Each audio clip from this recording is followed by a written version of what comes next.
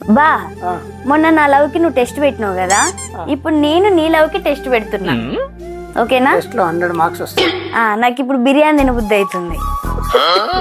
ఉత్తి బిర్యానీ కోసం love test మళ్ళా చూడు చిక్కలు ఆర్డర్ చేస్తా ఇప్పుడే. హలో, ఆర్డర్ కాదు, మనం బయటికి వెళ్ళి తిందాం. ఓకే, ఇక్కడే కదా, ఇక్కడ ఎన్ని రెస్టారెంట్లు లేవు, బయటకు పోయి తిందాం. అవునా?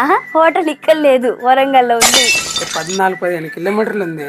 ఎన్ని కిలోమీటర్లు ఉన్నా ఇప్పుడు నువ్వు నాకు అక్కడికి వెళ్ళి తినిపియాలి. ఒకవేళ నువ్వు తినిపించలేదనుకో ఆశ అట్లనే ఉండిపోతుంది. నీ కొడుకో బిడ్డకో సొల్లుగా ఆడుతుంది, అది నీ ఇష్టం.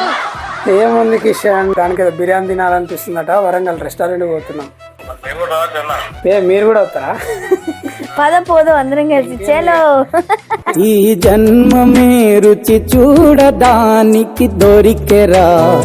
నేను గ్యాప్ ఇవ్వకుండా తింటున్నావు. ఇందాక నేను లవ్ లో గెలిచినా లేదా అది చెప్పు ఫస్ట్.